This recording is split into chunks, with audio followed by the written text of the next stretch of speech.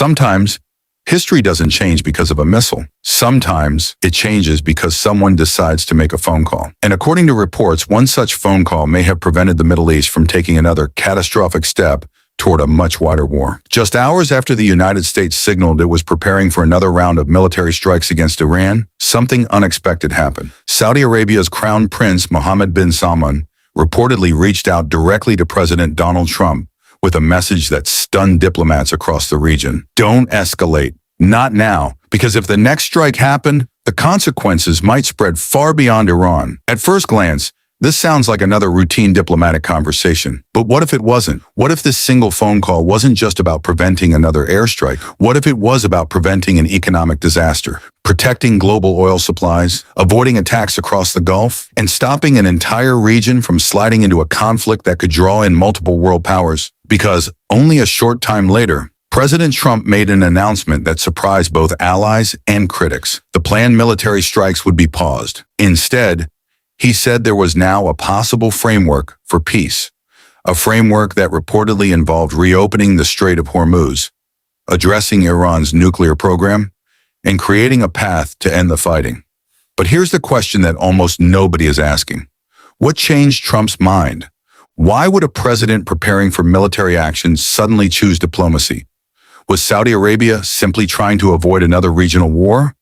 Or was something much bigger happening behind closed doors? And there's another mystery. For years, Saudi Arabia and Iran have been rivals. Their competition has shaped conflicts across the Middle East. So why would Saudi Arabia suddenly push so hard to stop American military action against Iran? What does Riyadh know that the rest of the world doesn't? Even more intriguing, reports suggest discussions had already begun involving regional allies before Trump's announcement.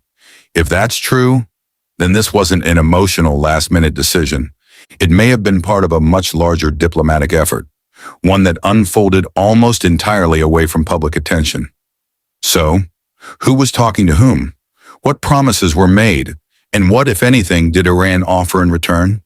Because if this diplomatic effort succeeds, it could become one of the most important turning points in the Middle East in years. But if it fails, the pause we are seeing today may simply become the calm before an even bigger storm. And history has shown us something important. Sometimes, the most dangerous moments are not when missiles are flying. They're the moments when the world believes the crisis is over, even though the real decisions are still being made behind closed doors. So before we can understand why one phone call may have changed the course of this conflict, before we can uncover why Saudi Arabia suddenly stepped into the center of one of the world's most dangerous confrontations, and before we reveal what may have convinced President Trump to pause military action, we first need to answer one crucial question.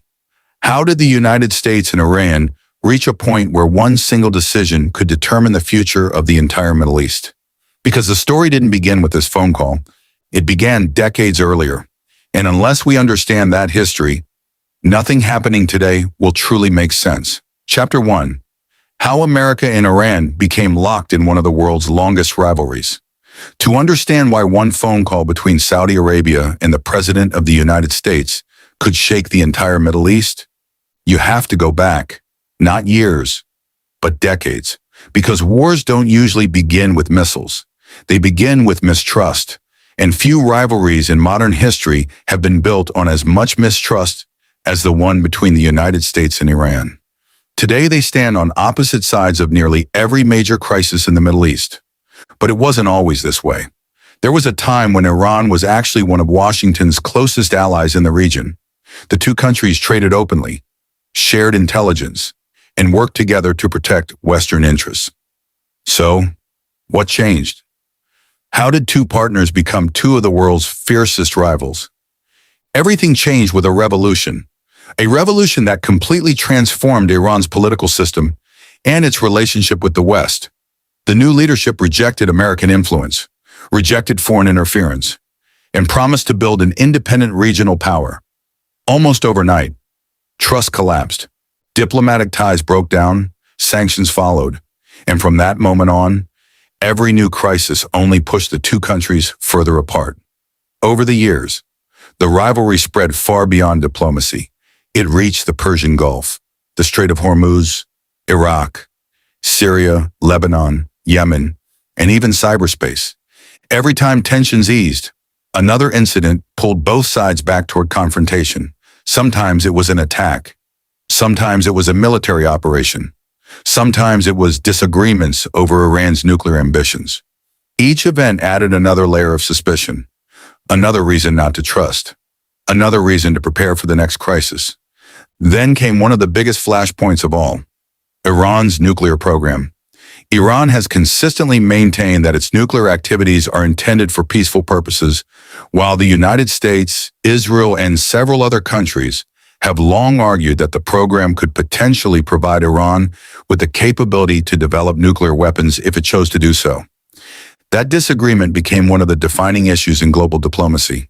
Negotiations, sanctions, international inspections, and repeated warnings became part of a cycle that lasted for years. Each side believed it was protecting its own security. Each side believed the other posed the greater threat. And every failed negotiation made the next one even more difficult.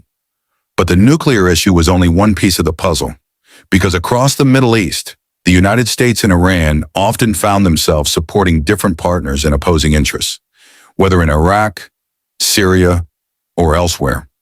Their competition increasingly shaped regional politics. This wasn't just a disagreement between two governments anymore. It had become a struggle over influence, security, and the future balance of power in one of the world's most strategic regions. And with every passing year, the possibility of direct confrontation became more real. Then, the situation changed again. Recent military exchanges between the United States and Iran dramatically raised tensions. Each new development increased fears that a broader regional conflict could follow. Military bases were placed on alert. Air defenses were reinforced. Regional governments began preparing for multiple possible scenarios. Around the world, markets reacted nervously, because everyone understood one thing. If this confrontation expanded, it wouldn't remain a local conflict for long, but while the world's attention remained fixed on Washington and Tehran, something else was happening, quietly, almost unnoticed. A country that had spent years balancing its own regional interests was beginning to move behind the scenes. Not through fighter jets, not through missiles, but through diplomacy. And that country was Saudi Arabia, the same Saudi Arabia that had spent years competing with Iran for regional influence. Which raises an even bigger question. Why would Saudi Arabia suddenly try to stop the United States from striking one of its own longtime rivals? Was this simply about preventing another war? Or was Riyadh trying to protect something far more valuable? Because hidden beneath the headlines lies another battlefield, one that doesn't involve soldiers. It involves oil, global trade, and one narrow stretch of water that the entire world depends on. And once you understand its importance, everything that happened afterward begins to make a lot more sense. Chapter 2. The waterway that could bring the world economy to its knees. If there is one place on Earth where a single military mistake could send shockwaves across the global economy, this is it.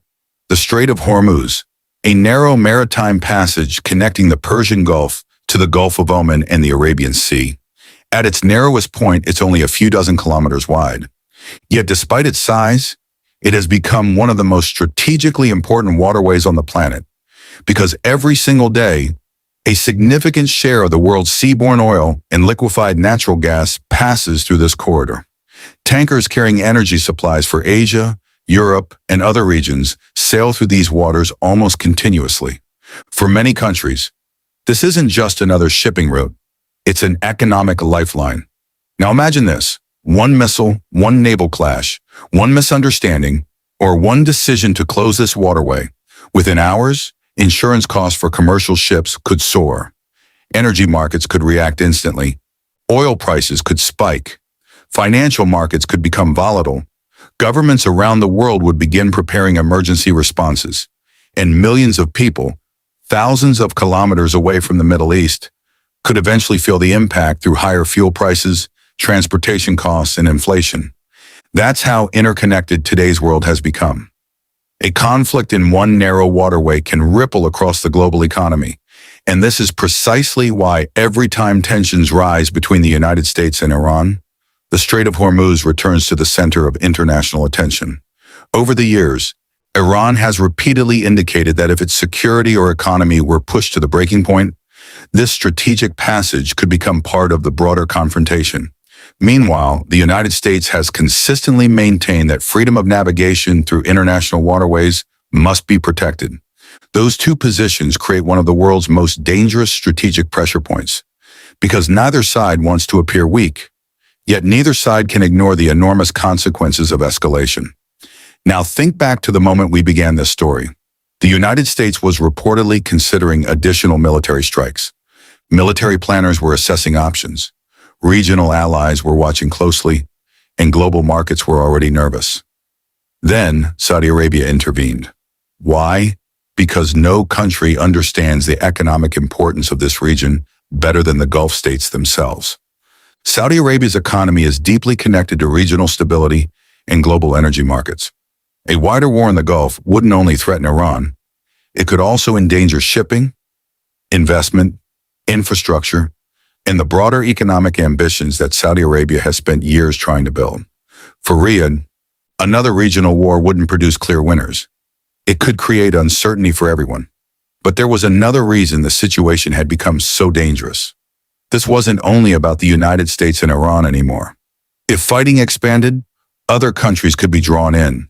Israel, American military facilities across the region, Iran-backed armed groups operating in different countries, and Gulf states trying to prevent the conflict from spreading. What began as one confrontation could quickly become several overlapping crises. Military planners have a phrase for this: escalation, a chain of events where each response creates pressure for another response. Until eventually, no one is fully in control anymore. History has shown how quickly that can happen. And that's exactly why the reported phone call from Saudi Crown Prince Mohammed bin Salman attracted so much attention. Because if diplomacy could interrupt that chain, even temporarily, it might prevent a much larger regional crisis. But here's where the story becomes even more intriguing. Reports suggest this wasn't simply a request to stop. Instead, there appeared to be discussions about what could happen instead of another strike. A possible framework, possible conditions, possible diplomatic pathways. That raises an obvious question. If military action was being paused, what was being offered in return? Who proposed the framework? Who participated in those conversations? And why did President Trump believe it was worth delaying military action? The public only saw the announcement, but announcements don't happen in isolation. They are often the final step, after countless conversations that take place behind closed doors. And somewhere inside those private discussions may lie the real reason this conflict took such an unexpected turn. Chapter 3. The phone call that changed everything. Wars are often remembered for the battles the world can see, but some of the most important decisions are made where no cameras are allowed, behind closed doors, inside secure rooms, on encrypted phone lines. And according to reports, one such conversation may have changed the direction of this crisis. Saudi Arabia's Crown Prince, Mohammed bin Salman, reportedly urged President Donald Trump not to launch another round of military strikes against Iran. His message was straightforward. Further escalation could ignite a much larger regional conflict, a conflict whose consequences would not stop at Iran's borders. At first, that may sound surprising. After all, for years, Saudi Arabia and Iran have competed for influence across the Middle East. They've backed opposing sides in regional conflicts. They've accused each other of destabilizing the region, and their rivalry has shaped Middle Eastern politics for decades. So, why would Saudi Arabia now appear to be protecting Iran from further American military action? The answer may have nothing to do with protecting Iran, and everything to do with protecting the region. Think about the situation from Riyadh's perspective. If another round of strikes triggered retaliation, where would that retaliation happen?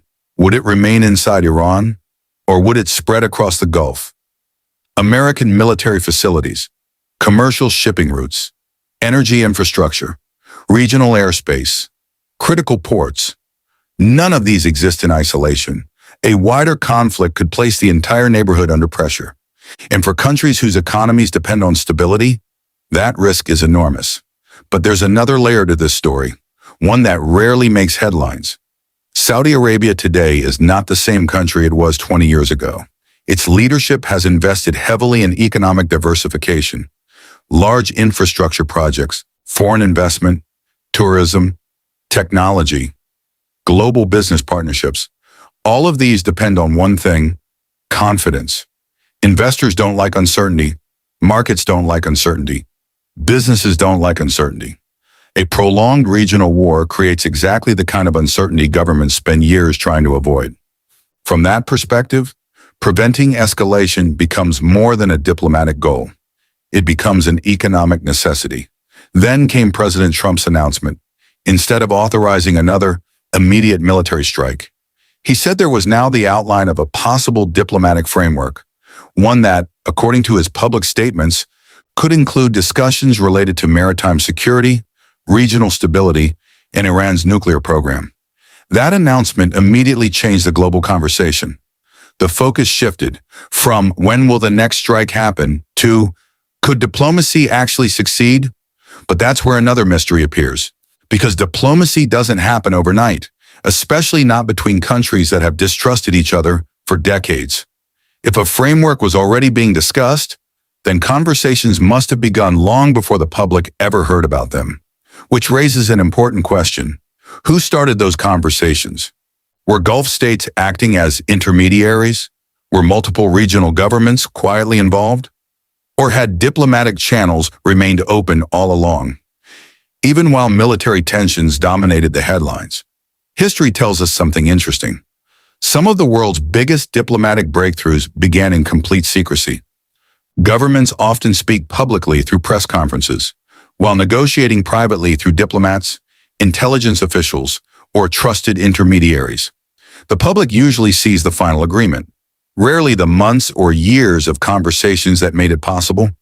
Could something similar be happening here? At this stage, many details remain undisclosed, and that's exactly what makes this moment so fascinating. Because the most important parts of the story may still be happening behind closed doors. But even if diplomacy succeeds, one major obstacle still remains, perhaps the biggest obstacle of all: trust. Can the United States trust Iran's commitments? Can Iran trust American promises? Can regional allies believe that this pause will last? And perhaps the hardest question: can decades of hostility really be changed by a single diplomatic breakthrough? Because history suggests ending a war is often easier than ending the mistrust that caused it. And until that mistrust is addressed, every agreement remains fragile. Every ceasefire remains temporary. Every phone call risks becoming only a pause before the next crisis begins. Chapter 4. The Secret Diplomatic Chessboard. Who is really shaping the future of the Middle East? When most people look at the Middle East, they see two countries in conflict: the United States and Iran. But that's only part of the picture.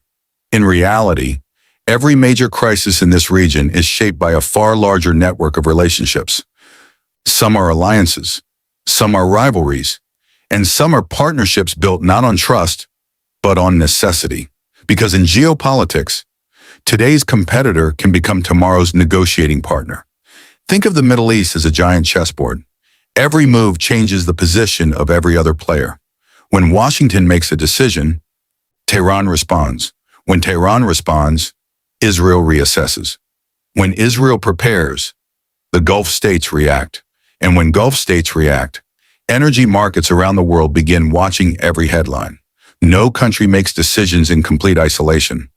Every leader must calculate not only what their opponent will do, but what everyone else might do next. That is why diplomacy in this region is rarely simple. A proposal acceptable to one country may be unacceptable to another. A military victory for one side could create economic problems for its own allies. Even a ceasefire can become incredibly difficult because every government has different priorities: security, economics, domestic politics, international reputation, regional influence. All of these factors shape every decision. Now consider Saudi Arabia's position once again. On one hand, it remains a long-standing security partner of the United States. On the other, regional stability has become increasingly important for its long-term economic ambitions. These two priorities don't always point in the same direction. supporting an ally, and preventing regional escalation can become competing objectives. That is precisely why diplomacy often requires careful balancing rather than dramatic public statements. Meanwhile, Iran faces its own calculations. Years of sanctions, economic pressure, security concerns, regional competition, international scrutiny. Every decision carries risks. Escalating the conflict could increase military pressure, but appearing to make concessions could also create domestic political challenges. From Tehran's perspective, every move must weigh both external threats and internal consequences. Then there is Israel. For years, Israeli leaders have repeatedly described Iran's nuclear activities as one of their most serious national security concerns. They have argued that preventing Iran from obtaining a nuclear weapon is essential to Israel's security. Iran, however, maintains that its nuclear program is peaceful. This disagreement remains one of the central issues in regional diplomacy. As long as it remains unresolved, it continues to influence military planning, political decisions, and diplomatic negotiations. And then there are countries that rarely dominate international headlines, yet often play important diplomatic roles. Nations that maintain communication with multiple sides, countries capable of passing messages when direct dialogue becomes politically impossible. History has shown that these quiet intermediaries can sometimes help reduce misunderstandings or create opportunities for negotiations that would otherwise never begin. Most of their work happens out of public view. Few headlines, few press conferences, yet sometimes their influence can be significant. Which brings us back to the question that has been hanging over this entire documentary. If so many governments have an interest in preventing a wider regional war, why did the situation become so dangerous in the first place? Was diplomacy simply too slow? Did mistrust outweigh compromise? Or was there another factor? One powerful enough to bring everyone to the edge of confrontation. Because behind every diplomatic effort, there is usually a deadline, a moment when talking is no longer enough. And according to multiple reports, that deadline may have arrived when military preparations accelerated and expectations of additional U.S. strikes grew. It was at that point that diplomacy appeared to move faster than ever, almost as if everyone suddenly realized there might not be another chance. But perhaps the biggest mystery still hasn't been answered. President Trump didn't merely delay military action. He spoke about the possibility of a broader framework, a framework that could reshape the trajectory of the crisis. So what exactly might that framework involve? Is it simply a temporary pause? Or could it become the foundation for a larger diplomatic process? Because hidden inside that answer may be the real reason Saudi Arabia made that phone call in the first place. Chapter 5. The framework that could change the Middle East or collapse overnight. For days, the world had been preparing for another headline, another airstrike, another retaliation, another step toward a wider war. Instead, a different headline appeared. Diplomacy. President Donald Trump announced that military action would be paused while a possible diplomatic framework was explored. For a brief moment, the conversation shifted, not from war to peace, but from certainty to possibility. And in international politics, sometimes that single word changes everything. But here's the challenge. A framework is not a peace agreement, it is not a treaty, and it certainly does not guarantee success. Think of it as the blueprint for a bridge. The design may exist, but the bridge itself has not yet been built. Every step forward still requires compromise, and compromise has never been easy between Washington and Tehran. According to public statements, the proposed discussions could involve several key issues: protecting freedom of navigation through the Strait of Hormuz, reducing the immediate risk of military escalation, addressing concerns surrounding Iran's nuclear program, and exploring a path toward broader regional stability. On paper, those objectives sound reasonable, but on the ground, each one is incredibly difficult because every point means something different to each side. Take the Strait of Hormuz. The United States views open navigation as essential for global commerce. Iran sees security in the Gulf as closely tied to its own national interests. Saudi Arabia wants stability for energy exports and economic development. Other Gulf states share similar concerns. Everyone wants stability. but everyone defines it differently. And that's where negotiations become complicated. Then there's the nuclear issue. For years, it has been one of the most sensitive subjects in international diplomacy. Western governments have sought assurances that Iran's nuclear activities remain exclusively peaceful. Iran has repeatedly stated that its program is intended for civilian purposes and rejects allegations that it seeks nuclear weapons. Bridging that gap has challenged diplomats for decades, which is why many analysts believe any long-term agreement would likely require extensive inspections, verification mechanisms, and continued negotiations. None of that happens overnight. And then comes perhaps the most difficult issue of all: trust. Treaties can be signed, documents can be published, leaders can shake hands, but trust cannot be created with a signature. It develops slowly, through actions rather than promises. That is why even the most carefully negotiated agreements remain fragile in their early stages. One misunderstanding, one unexpected incident, one military exchange, and months of diplomacy can begin to unravel. History offers plenty of examples. Moments when the world believed peace was finally within reach, only to watch negotiations collapse under political pressure, security concerns, or events on the ground. That's why many experienced diplomats avoid celebrating too early. Because they know the hardest part isn't reaching the negotiating table. The hardest part is staying there, which brings us back to the phone call that started this entire story. If Saudi Arabia truly believed this framework deserved a chance, then Riyadh may have concluded that another military strike would make future negotiations far more difficult. That doesn't necessarily mean peace was guaranteed. It means diplomacy was still considered possible. And in a crisis where every additional strike increases the risk of escalation, even a small diplomatic opening can become strategically important. But despite all the optimism, one enormous question remains unanswered. What happens if these negotiations fail? What if one side walks away? What if another military incident occurs before an agreement can take shape? Could the region find itself right back where it started? Only this time with even fewer diplomatic options? That possibility is exactly why military planners, diplomats, and world leaders continue watching every development so closely. Because everyone understands one uncomfortable reality. The pause may be temporary, the tension is not. And that leads us to the biggest question of this entire documentary. Why did President Trump decide that this diplomatic opportunity was worth taking? Was it purely about avoiding another war? Was it about protecting America's strategic interests? Or was there another calculation, one involving politics, economics, and America's role in the Middle East? Because once we examine that decision, the entire story begins to come together. Final chapter: why Trump paused the strikes. And what happens next? At the beginning of this documentary, we asked one question: why would a president reportedly preparing for more military strikes suddenly decide to pause?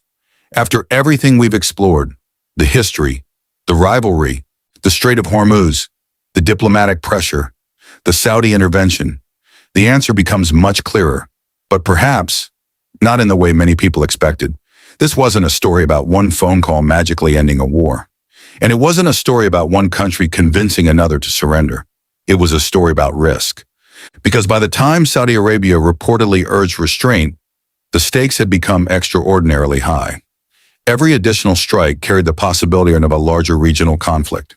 Every military response risked triggering another.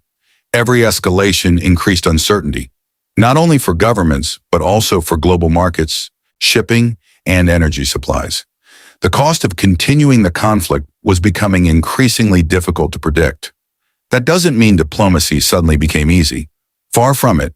It simply meant that, at that moment, the potential costs of immediate escalation appeared greater than the potential benefits. And that's an important distinction. In international politics, leaders often aren't choosing between a good option and a bad option. They're choosing between two difficult options. One carries military risks, the other carries diplomatic uncertainty. Neither guarantees success. According to public statements, President Trump said there was now an opportunity to pursue a broader diplomatic framework involving regional stability, maritime security, and Iran's nuclear issue. That announcement didn't prove peace had arrived. It signaled something different, that the door to diplomacy had not yet closed. And sometimes, keeping a door open is itself a strategic decision. Now think back to every question we've asked throughout this documentary. Why did Saudi Arabia intervene? Because a wider regional war could threaten its own security and long-term economic ambitions. Why is the Strait of Hormuz so important? Because a disruption there could affect energy markets and economies far beyond the Middle East. Why were world leaders watching so closely? Because modern conflicts rarely stay confined to one country's borders. Every piece of the puzzle fits together. But perhaps the biggest revelation isn't about military strategy. It's about how history is actually made. Most people imagine history changing during dramatic moments. The launch of missiles, the signing of treaties, the fall of governments. But often, history changes quietly, inside conference rooms, across secure phone calls, during negotiations the public may never fully see. By the time the world reads the headlines, the real decisions may already have been made days or even weeks earlier.